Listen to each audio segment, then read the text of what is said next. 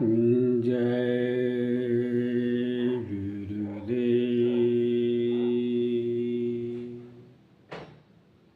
तो मेरे प्रिय दर्शकों, प्रेमी भाई बहनों, आप सभी को डॉक्टर दिनेश दास जी का सादर जय गुरुदेव। हमारे चैनल में आप सभी का स्वागत है। हमारे चैनल का नाम जय गुरुदेव डॉक्टर दिनेश शिल्पी है। हम जो आप लोगों को पवित्र ज्ञान सुना रहे हैं उसको ध्यानपूर्वक सुनने की कृपा करेंगे। आगे मैं और तरह तरह के ज्ञान को लेकर के आऊँगा, आप लोगों को सुनाऊँगा। तो मैं आज अपने ग्रंथ के चतुर्थ चरण का तृतीय खंड जो है सुनाने जा रहा हूँ, जो पिछले वीडियो में दोहा बोल करके समापन किया था। उसी दोहे से आज मैं आगे बढ़ूँगा। वो दोहा था कि शून्य सदा शून्य में रहेऊ, जो लगाव सब ध्यान। तिल भर नहीं घटत बढ़त ही, अस कहि संत सुजान। गुरुदेव महाराज जी कहते हैं कि शून्य सदैव शून्य में ही रहता है। शून्य में शून्य को जोड़ें अथवा घटाएं, उत्तर शून्य ही आता है। शून्य नगण्य है, परंतु उसका महत्व बहुत बड़ा है। इसलिए साधु संत मुनि शून्य पर ध्यान लगाते हैं, क्योंकि शून्य का रूप देखने में अवश्य छोटा लगता है, लेकिन उसका रूप विशाल होता है। शून्य तिल भर घटता नहीं है, बल्कि बढ़ता ही बढ़ता है, ऐसा संत ज्ञानियों ने कहा है। चौपाई शुरू होता है कि आत्म जीव प्राण विदेहा, को कर जरा नहीं संदेहा। ब्रह्म से आत्म भानु सितारे, आत्म से जगत जीव सारे। आत्मा जीव तथा प्राण यह तीनों में भेद है, अर्थात तीनों अलग अलग होते हुए भी एक दूसरे के पूरक हैं। ब्रह्म से आत्मा सूर्य चंद्रमा तथा तारे हैं, और आत्मा से जगत के सारे जीव हैं। इसमें कोई जरा सा संदेह न करे। ब्रह्म चेतन दाता भगवाना, ब्रह्म विखंडित रूप दूलाना। एक आत्म से जगत पसारा, तासु बनाय अंबर मंडल तारा। ब्रह्म एक चेतन स्वरूप है, जो दाता था भगवान है। ब्रह्म विखंडित अर्थात अपने को खंडित करके दो रूप लाए, तब एक चेतन रूपी आत्मा से जगत के सारे जीव जंतु हुए, और उसी आत्मा से आकाश मंडल तथा तारा मंडल बने। भाव है, यह कठोपनिषद का कहना है कि जो ब्रह्म भगवान है, अपने ही स्वरूप को दो भागों में विभाजित करके एक के द्वारा आकाश के सारे मंडलों की रचना की, जैसे धरती, पानी, पहाड़, पेड़ पौधे, जीव जंतु इत्यादि। भानु प्राण के पालनहारा, अष्टुल तन के सोम दातारा। भानु सस मिलु जीव उपजावा, यह दुहु दूजे पूरक कहावा। सूर्य प्राणों अर्थात एनर्जी का पालन करता है और चंद्रमा स्थूल शरीर का दाता है। सूर्य तथा चंद्रमा मिलकर के जीव की उत्पत्ति करते हैं, इसलिए यह दोनों एक दूसरे के पूरक कहे जाते हैं। भाव है, उपनिषद का कहना है कि सूर्य तथा चंद्रमा से जीव की उत्पत्ति होती है। यह दोनों के न रहने से जीव की उत्पत्ति नहीं हो सकती है, क्योंकि सूर्य से एनर्जी शक्ति ऊर्जा प्राप्त होती है और चंद्रमा से स्थूल शरीर रक्त प्लाज्मा अस्थि मज्जा इत्यादि की प्राप्ति होती है। सब विबुध प्राण श्रेष्ठ कहाऊ, जा प्राण संग सब चली जाऊ। प्राण ही जीवन प्राण ही दाता, प्राण निकल स्थूल ही रही जाता। सब देवी देवताओं में प्राण को श्रेष्ठ देवता कहा जाता है, क्योंकि प्राण जाते ही सारे इंद्रियां प्राण के साथ ही चले जाते हैं, इसलिए प्राण ही जीवन है और प्राण ही जीवन दाता है। प्राण निकलते ही केवल स्थूल अर्थात जड़ शरीर रह जाता है, जिसे नश्वर कहा जाता है, जो मिट्टी में तब्दील हो जाता है। तीन अवस्था मनुजतन हो,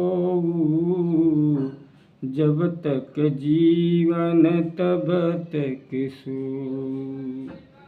जागृत निद्रा सुषुप्ति कहाऊ, जहि नहीं बाबर कहा जाऊ।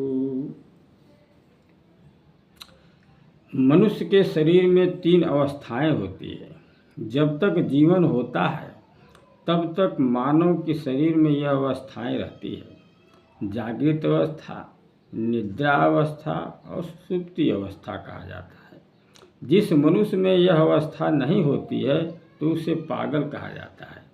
भाव, जागृत अवस्था उसे कहते हैं जब हम जागे हुए अवस्था में सभी तरह की वस्तुओं को देखते करते हैं। निद्रा अवस्था उसे कहते हैं जब हम नींद में होते हुए भी पूर्ण रूप से नींद में नहीं होते हैं, जिससे हमें तरह तरह के स्वप्न दिखाई पड़ते हैं, इसलिए इसे स्वप्न अवस्था भी कहा जाता है। सुषुप्ति अवस्था गहरी निद्रा को कहा जाता है, जिसमें किसी भी प्रकार का बोध नहीं होता है और कुछ भी दिखाई सुनाई नहीं पड़ता है, उसे सुषुप्ति अवस्था कहा जाता है। अंबर अवन विबुध ही असंख्या, जो गिना नहीं सकत कित संख्या। सोई विबुध जे कछु मिलु हो, जीव चहे निर्जीव कही सो। आकाश मंडल से धरती मंडल तक देवी देवता कोट नहीं असंख्य हैं, जो गिना नहीं जा सकता है कि कितनी संख्या है। देवता वही है जिनसे कुछ मिलता हो, चाहे वह जीव प्राणी हो चाहे निर्जीव हो, वह देवता कहलाता है। जैसे आकाश धरती गंगा जल निर्जीव होते हुए भी उसे देवी देवता माना जाता है। जहाँ मन बुद्धि चित्त अहंकारा, तहाँ क्रूर हृदय शुद्ध विचारा। इनके संग चलत जो कोई, सो नहीं कबहु भव पार होई। जहाँ मन बुद्धि चित्त अहंकार होता है, तहाँ का हृदय क्रूर होता है और विचार अशुद्ध होता है। जो कोई इनके साथ चलता है वह कभी भव पार नहीं होता है। भाव है, जो मनुष्य मन बुद्धि चित्त अहंकार से अधीनता में रह करके काम करता है वह कभी संसार रूपी बंधन से मुक्त नहीं हो सकता है। दो आ गया कि जब आत्म एक आत्म कर आदर सत्कार, कही कविवर दिने सदा सोई करहूँ भव पार। कविवर दिनेश दास जी कहते हैं कि जब आत्मा रूपी जीव एक जीव रूपी आत्मा का आदर सत्कार करता है तो वही जीव भव रूपी बंधन को पार करता है। भाव है, कहने का तात्पर्य यह है कि जब मनुष्य आत्मा रूपी जीव हो करके दूसरे जीव रूपी आत्मा पर यह दया का भाव रखता है, उसका सम्मान करता है, तो वह अवश्य ही भव रूपी बंधन को पार करेगा। चौपाई है, जो जानहु ब्रह्म ब्राह्मण सोई, चाहे जात होवहु कोई, जनमत शूद्र सकल मनुज होहि, आवयवन धर्म बदल सोही। स्वामी जी कहे कि ब्राह्मण वही है जो ब्रह्म को जानता हो, चाहे वह कोई जात का हो। ब्रह्म ज्ञान जात पात नहीं देखता है। मनुष्य जब जन्मता है तब सभी शूद्र ही होता है। धरती पर आने के बाद ही लोग जात धर्म बदलता है। एक जात एक धर्म हमारा, एक ज्ञान प्रभु एक संसारा, सकल जीव अपुन अपुन जाति, नहीं जगत में को कुजाति। स्वामी जी कहे कि हमारा एक ही जात है, एक ही धर्म है और एक ही ज्ञान है, एक ही परमात्मा था, एक ही संसार है। सभी जीवों की अपनी अपनी जात है। इस संसार में कोई कुजात नहीं है। भाव करने का है कि मानव में मानव जात था, मानव धर्म होता है जो प्राकृतिक के बनाए हुए हैं, और जो धर्म था जात है वह लोगों के बनाए हुए हैं। और जो अन्य जीव हैं जैसे पशु पंछी वृक्ष आदि की अपनी अपनी प्राकृतिक जात है। सकल जाति मनु श्रेष्ठ कहाऊ, सोच समझ की विवेक पाऊ, मानुष समय जात न कोई, जस वृद्धि विवेक अरु नहीं होई। सभी जातियों में मनुष्य जात को श्रेष्ठ कहा जाता है, क्योंकि मनुष्य में सोचने समझने का ज्ञान पाया जाता है। मनुष्य के समान और कोई जात नहीं है, क्योंकि जैसा मानव में बुद्धि विवेक होता है वैसा और कोई जीव जात में नहीं होता है। मानुष बता चार प्रकारा, स्वलक्ष स्वजन समाज सबकारा, अलग अलग हूँ सबका स्वभाव, एक दूजे से नहीं मेल खाऊ। संत मुनियों ने बताया कि मनुष्य चार प्रकार के होते हैं। पहला स्वलक्षी, दूसरा स्वजन लक्षी, तीसरा समाज लक्षी, चौथा सर्वलक्षी। परंतु चारों के स्वभाव अलग अलग हैं जो एक दूसरे से मेल नहीं खाते हैं। स्वलक्षी के बता अस स्वभाव, अपुन सिवान दुज दे भाऊ, सदा स्वार्थ जीवन बितावा, काम से काम रखु दुज भावा। संतों ने बताया कि स्वलक्षी वाले मनुष्य का ऐसा स्वभाव होता है जो अपने सिवाय एक दूसरे को भाव नहीं देता है। वह हमेशा स्वार्थ में ही अपना जीवन बिताता है।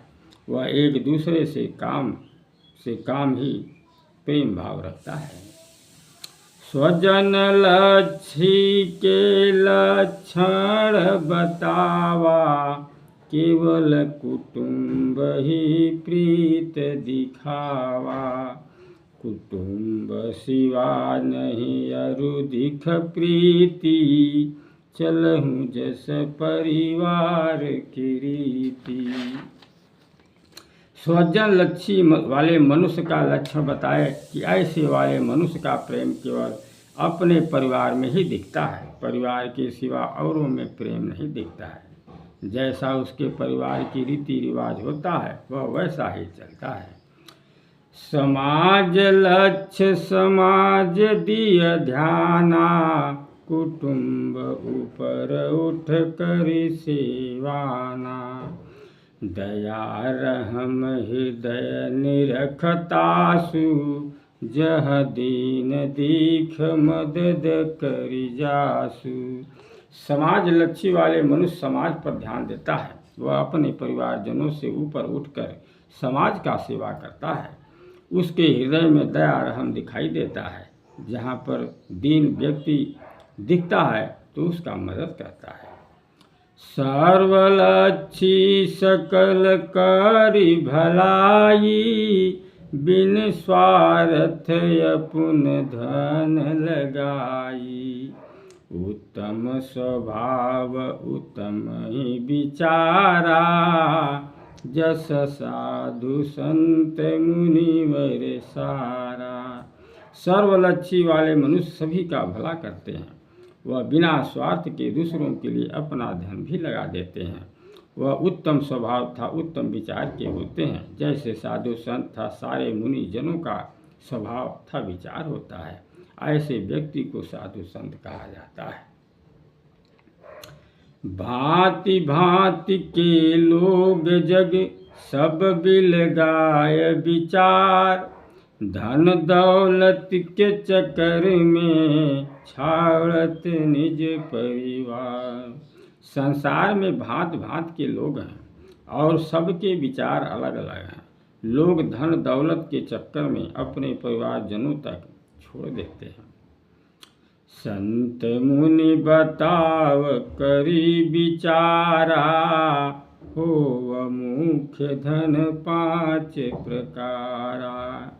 जीवन धन एक मुख्य कहाऊ, यही बिन को काम न आऊ। संत मुनियों ने विचार करके बताया है कि मुख्य धन 5 प्रकार का ही होता है। पहला जीवन धन है।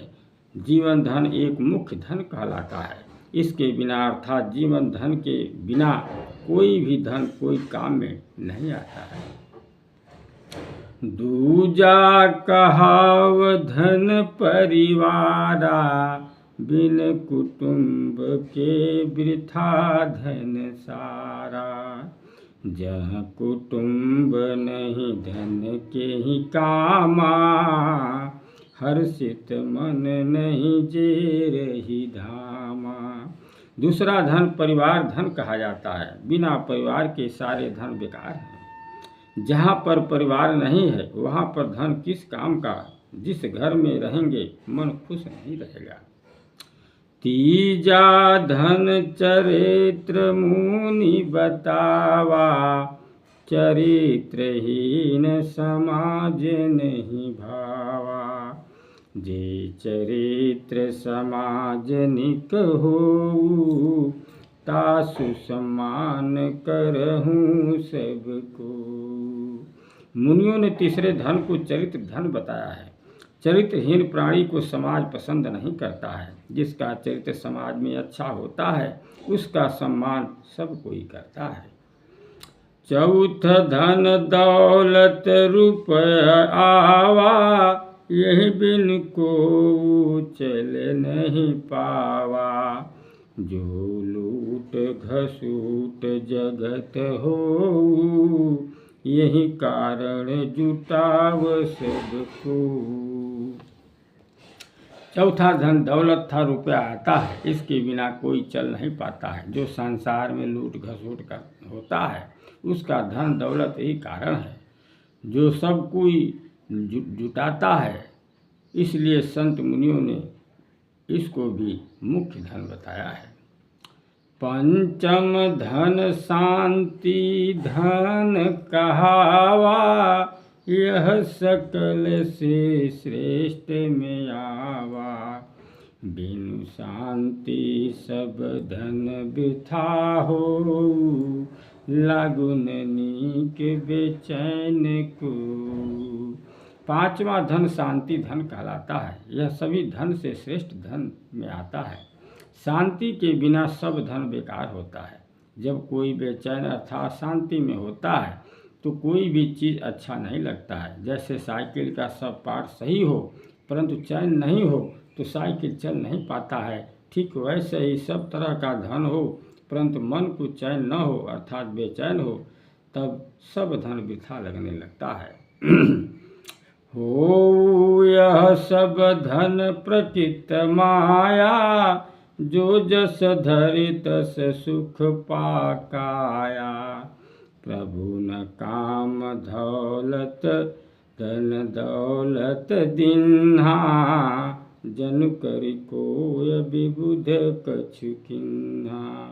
यह सब धन प्रकृति माया होता है, जो जैसा अच्छा या बुरा धरता है वैसा ही शरीर को सुख की प्राप्ति होती है। धन दौलत का देना प्रभु का काम नहीं है। यह यदि कोई करता है तो वह देवी देवता ही कुछ किया करते हैं। सकल विबुध बास अंतर करता, बाहर नहीं कोई जो ढूंढता। जो दिख बाहर सो भटकाऊ, यहीं से कबहू कछु नहीं पाऊ। सभी देवी देवता मनुष्य के अंतर में वास करते हैं, बाहर में कोई देवी देवता नहीं है। जो लोग ढूंढते हैं, जो बाहर में दिखता है वो लोगों को भटकाता है, इससे लोगों को कभी कुछ नहीं प्राप्त होता है।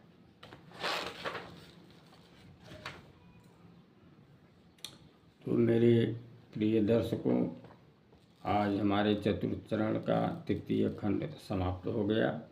आज हम पंचम चरण में आ गए हैं। पंचम चरण का प्रथम खंड में हम प्रवेश कर चुके हैं।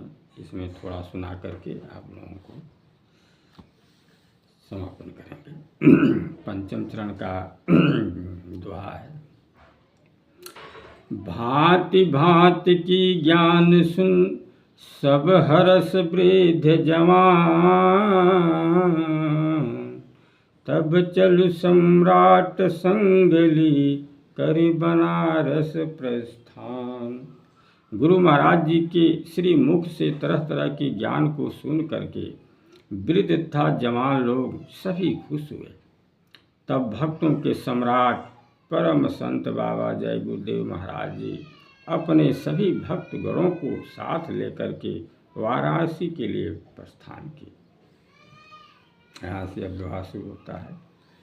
किया दिख जब काशी के लोगा, इत मुदित जिम कबहू नहीं होगा।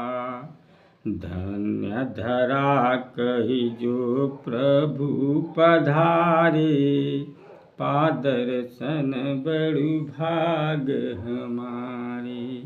जब काशी के लोग महाराज जी के काफिला को बनारस में आते देखे तब इतना आनंदित हुए जितना कभी नहीं हुए होंगे। तब कहे कि धन्य है काशी की धरती, जो प्रभु के रूप में परम संत बाबा जय गुरुदेव जी मथुरा वाले पधारे। हमारे बड़े भाग्य हैं जो ऐसे संत का दर्शन प्राप्त हुआ। अति मंजुल मंच जो बनावा, चहुँ ओर शोभमान दिखावा। अस देख गुरुवर हरस होही, जाऊ बैठ तब कही सुनि तोही। काशी के लोग गुरु महाराज का मंच अत्यंत सुंदर बनाए थे, जो चारों ओर से शोभमान दिखाई पड़ रहा था। ऐसा देख करके गुरु महाराज जी अत्यंत खुश हुए। तब महाराज जी जा करके मंच पर बैठे। तब कहे कि तुम सभी ध्यान से सुनो। चारि काम मानुष बहु प्यारा, बना जो यकल मंद गंवारा। हो जो चारहूँ के दीवाना, अपुन को नाश करी जाना। चार काम मनुष्य का बहुत प्यारा होता है, जो अक्लमंदों को भी गंवार बना देता है।